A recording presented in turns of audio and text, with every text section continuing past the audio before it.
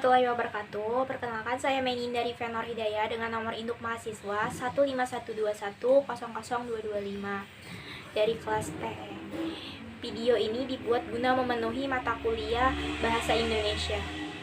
Di sini, pada kesempatan kali ini, saya akan menjelaskan tentang kalimat. Nah, sebelumnya, apa sih kalimat itu? Kalimat itu adalah suatu perkumpulan dari kata-kata dengan unsur frasa dan klausa yang dimulai dengan huruf kapital dan diakhiri dengan tanda baca. Oke, selanjutnya terdapat yang namanya unsur-unsur dari kalimat itu sendiri. Yang pertama ada subjek, yang kedua ada predikat, yang ketiga ada objek, terus ada keterangan, dan yang terakhir ada pelengkap. Untuk subjek sendiri yaitu adalah pelaku. Semisal pelaku itu menggunakan nama orang, kata ganti orang pertama, kata ganti orang ketiga, semisal aku, saya, kamu, anda, atau contoh nama orang Nina dan lain-lain. Selanjutnya ada predikat. Predikat itu adalah apa yang dilakukan oleh subjek tadi.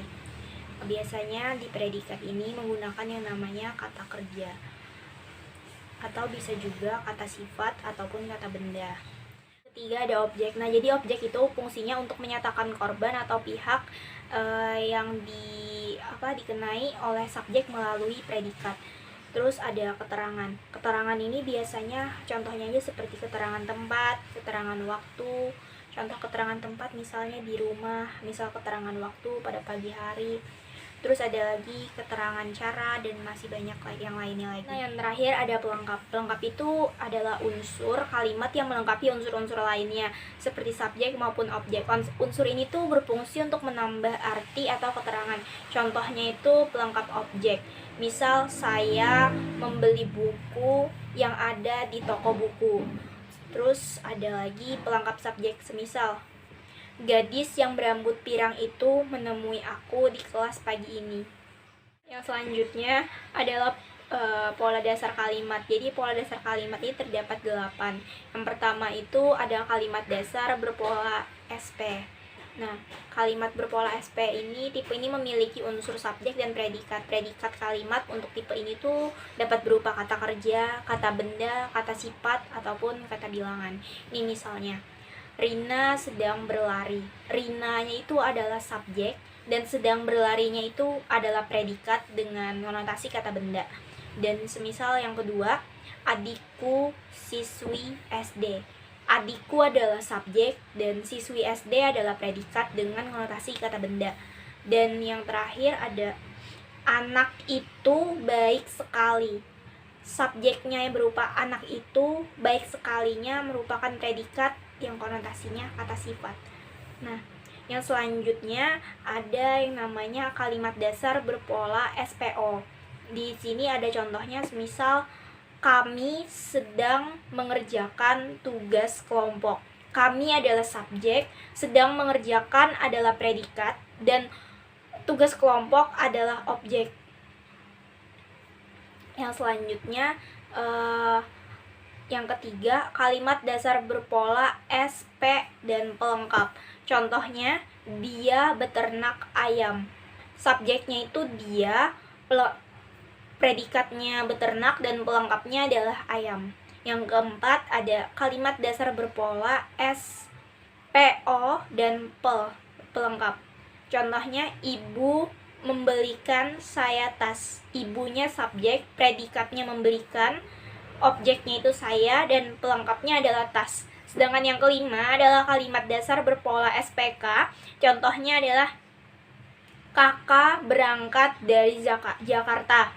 Kakaknya adalah subjek, berangkatnya adalah predikat, dan dari Jakartanya adalah keterangan. Oke, selanjutnya yang keenam yaitu kalimat dasar berpola SPOK. Contohnya, kami memasukkan pakaian ke dalam lemari. Kaminya berperan sebagai subjek, memasukkannya berperan sebagai predikat, pakaiannya berperan sebagai objek, dan ke dalam lemarinya itu merupakan keterangan.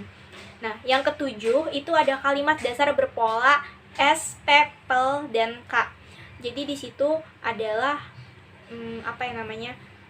subjek, predikat, pelengkap, dan keterangan. Contohnya, Rara bermain biola di atas panggung. Subjeknya itu berupa Rara, bermainnya itu predikat, dan biolanya itu adalah pelengkap, sedangkan di atas panggung adalah keterangan tempatnya. Yang kedelapan atau yang terakhir yaitu kalimat dasar berpola SPO, pelengkap, dan keterangan. Contohnya, ibu mengirimi anaknya surat setiap bulan.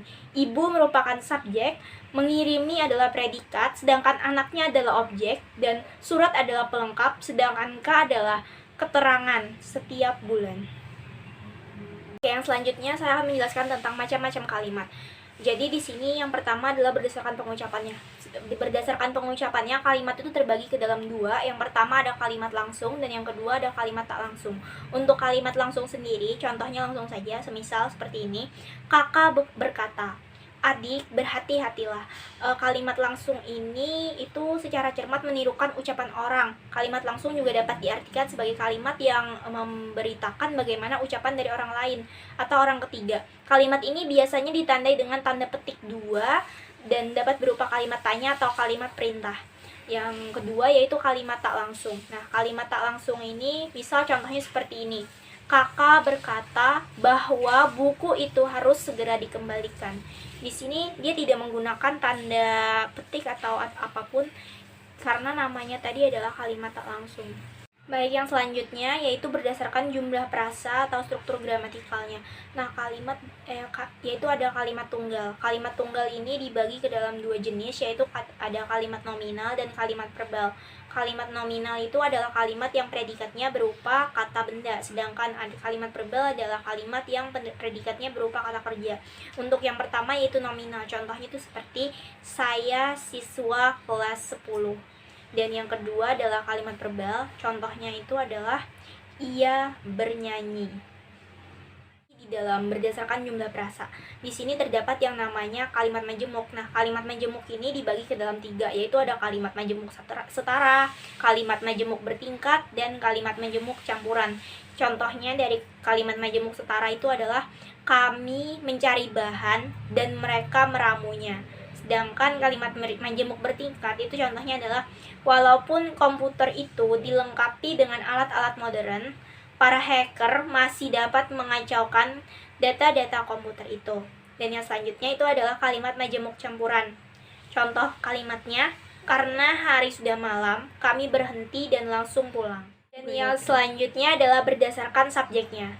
Di sini terbagi menjadi 2, yaitu kalimat aktif dan kalimat pasif. Nah, untuk kalimat aktif sendiri itu contohnya seperti ini. Dia akan berangkat besok sore. Sedangkan kalimat pasif itu contohnya seperti pakaian dicuci Ani. Baik, kiranya itu saja yang bisa saya jelaskan tentang kalimat pada kesempatan kali ini. Mohon dimaafkan segala kekurangannya. Wabillahi taufik wal hidayah. Wassalamualaikum warahmatullahi wabarakatuh.